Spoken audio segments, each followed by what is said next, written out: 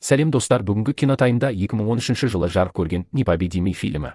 Эдди өзінің ескі досы Ченмен кездесті. Чен бай отбасынан шыққан жігіт, әкесі қайтыс болғаннан кейін мол мұраға ие болған. Ал Эдди қарапайым жігіт, ол әкесінің ақшасын шашуды ұнатпайды. Соңғы уақытта ел аралап, саяхатта жүрген.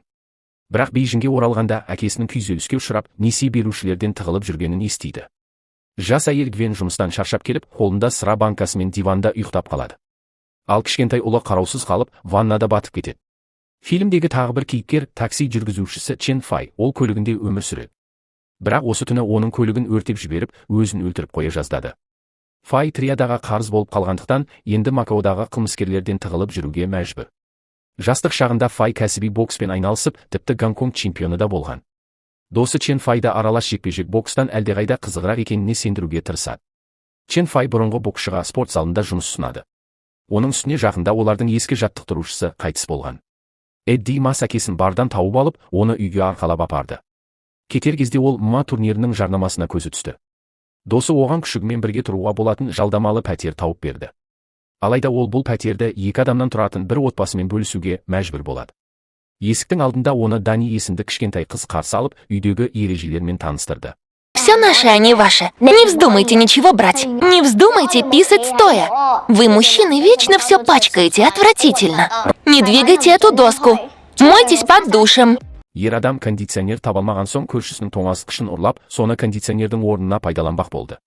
Дани есімді қыздың анасы, Гвен, әйел кенже баласының қайтыс болғаннан кейін әлі де өз-өзіне келе алмай жүрген сияқты. Эдди еркін өмірін ұмытып, енді күнде құрылыс алаңында тынымсыз жұмыс істеп жүр. Сол күні жаңа жұмысқа Чен Файда келді.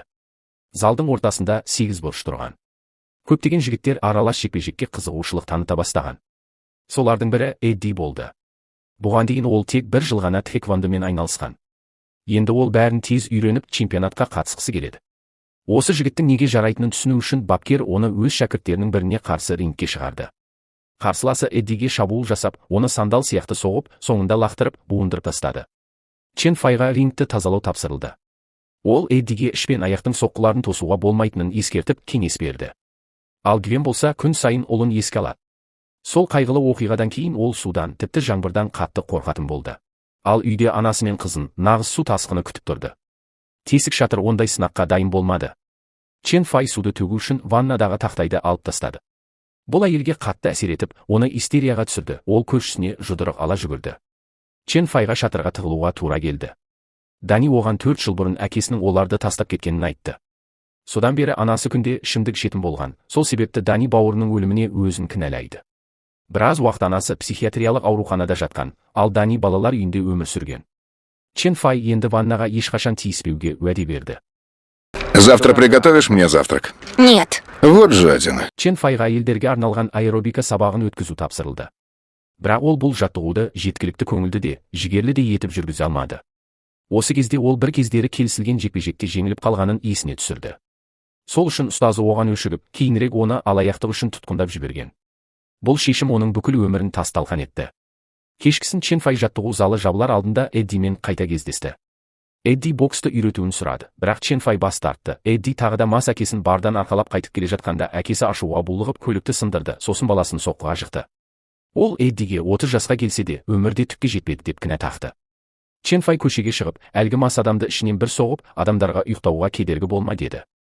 Бірақ кейін Эддиге көмектесіп, әкесін үйге жеткізуге жәрдемдесті. Сол түні Эдди тағы да боксты үйретуін өтінді. Бұл жолы Чен Фай келісті. Алайда турнирге дейін 3,5 ай ғана уақыт қалған еді. Таңды олар жүгіруден бастады. Кейін Эдди бокстың теориялық негіздерімен таныса бастады.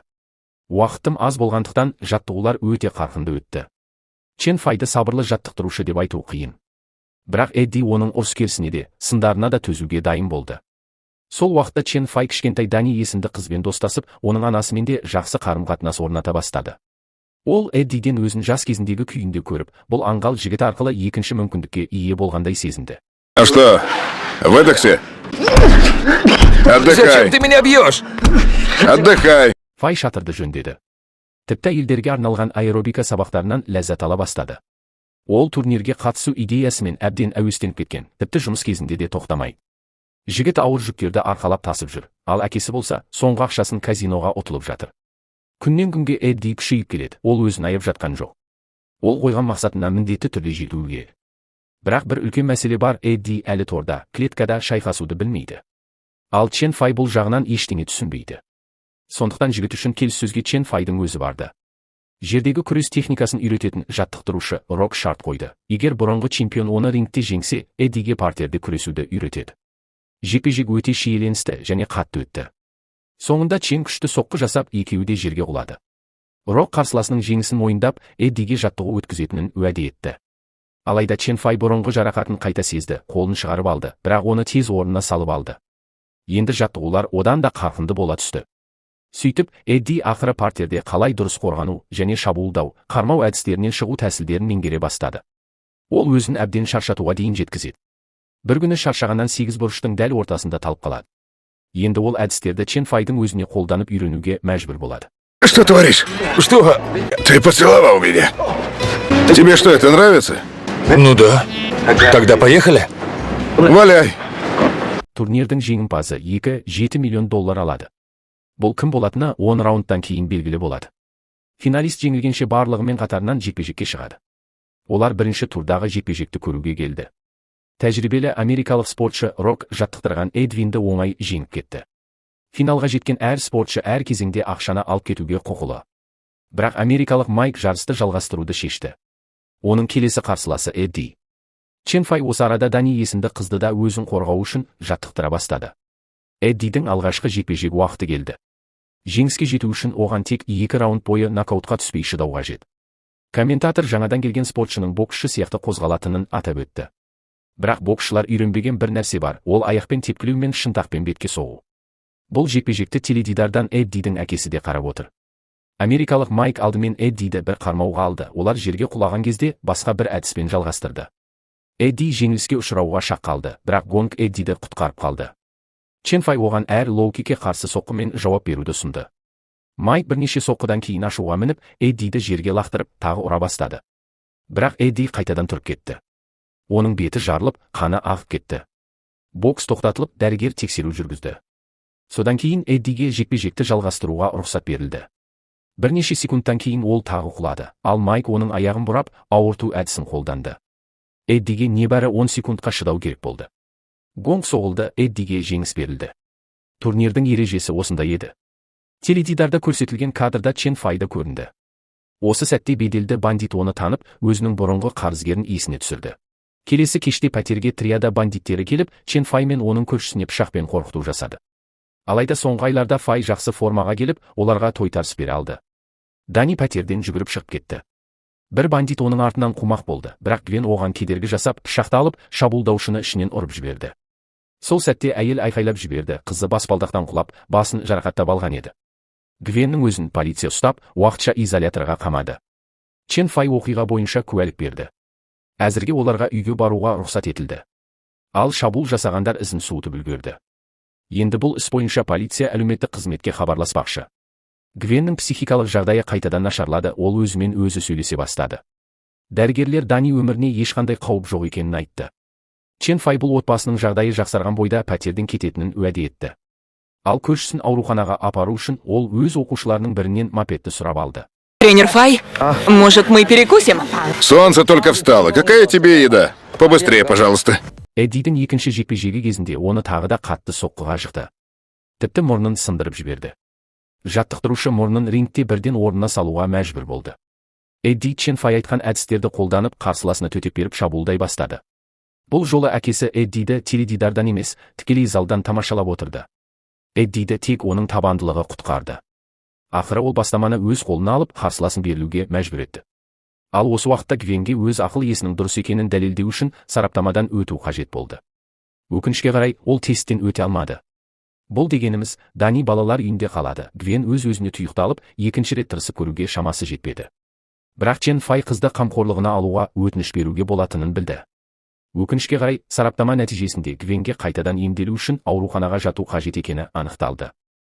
Ради Дани, вы должны взять себя в руки. Бірақ Чен Фай бұрын істі болғандықтан, Даниға қамқоршы бола алмайтыны анықталды. Әлеуметтік қызметкерлер қыздың туған әкесін тауып, дәл сол адам Даниді өз тәрбиесіне алмақ. Мұны естіген Гвен өз-өзін ұстай алмай, әлеуметтік қызметкер әйелдің тамағынан ала түсті. Сол уақытта Эдди келесі жекпе-жекке дайындалып жатты. Ол бұл жолы жекпе-жекке шығуының бір себебі өз әкесіне, сондай-ақ өзіне қанша жерге құласаң да қайта тұруға болатынын дәлелдеу екенін айтты. Эддидің бұл жолғы қарсыласы аяқпен өте шебер жұмыс істейтін мықты спортшы болды. Жекпе-жек басталысымен Эдди жерге құлап қалды. Қарсыласы оны бірнеше рет жерге лақтырып, қармау әдістерінен оңай шығып отырды. Эдди тағы да соққыларды бетімен тосып, көп қателік жіберді. Ал қарсыласы Ли болса, оның шабуылдарынан оңай жалтарып, аяқпен күшті соққы жасап, кейін ауырту әдісіне алды. Раундтың аяқталуына 10 секунд қалғанда Эдди тағы да шыдап берді. Өкінішке қарай, бұл жолы Чен Фай Эддиге жанкүйер бола алмады, ол ауруханада Гвеннің қасында қалды. Екінші раундтың көп бөлігі жерде өтті.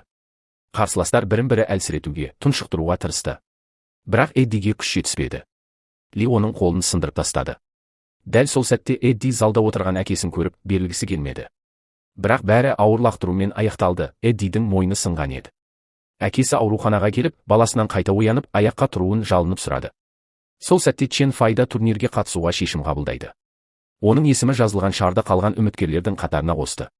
Енді ол өзі де жаттығуды тоқтатпай, күшінің шегіне дейін дайындала бастады. Досы оған ақыл айтқысы келіп, санасына әсер етуге тырысса да, Фай оны тыңдамады. Ол өткен күнәларын өтеуді қалайды. Этот чемпионат тебя убьет. Я 20 лет. Ничего не делал. Знаешь, на смертном одре я не вспомню ничего хорошего. Фай қазір тек залда ғана емес, көшеде де жаттығу жасап жүр. Эддидің әкесі ұлын үнемі жаттықтырып, тіпті қасықпен тамақтандырып отыр. Бірінші маусымның жеңімпазы және абсолютті чемпион, тәкаппар әрі агрессивті спортшы Ли болды. Оған сол сәтте ақ екінші маусымға қатысу ұсынылды. Ли келісімін берді. Келесі үміткер Чен Фай, 48 жастағы ер адам иығындағы жарақатты ұмытып, өзін қайта-қайта қажытып, ауыр жаттығуларын жалғастырды. Бір күні оның залына Данидің әкесі келді. Ол қызын балалар үйінде қалдырғысы келмей. Бірақ қыз онымен бірге тұрғысы жоқ. Ер адам қателіктерін түзегісі келеді. Алайда Дани оған шарт қойды. Егер Чен Фай алдағы жекпе-жекте жеңіске жетсе ғана, әкесімен бірге тұруға келіседі.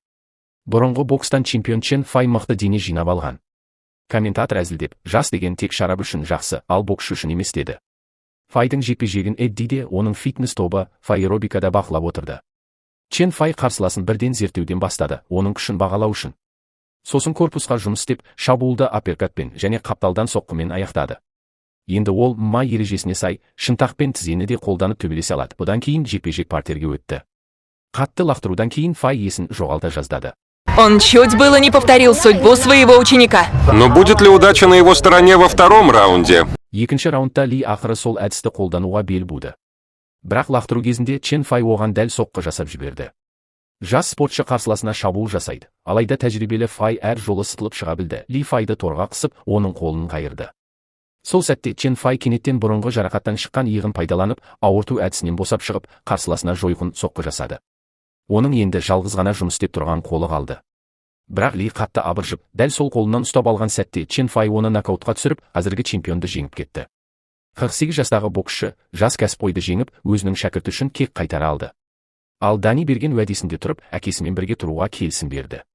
Чен Фай одан кейін тағы 2 жекпе-жекте жеңіске жетті. Досы Эддиден айырмашылығы, ол әр жолы өзіне бәс тікті. Сондықтан енді триада алдындағы қарызын толық өтей алады. Эдди сауығып, енді торда ұстазымен спарринг өткізуге дайын. Осымен шолуымыз өз мәресіне жетті. Фильмнен алған әсерлеріңізді пікір қалдырып, арнаға тіркеліп жіберіңіздер. Біздің кинотайымдағы фильмдердің толық нұсқасын Telegram каналымыздан көре аласыздар. Келесі кездескенше сау болыңыздар.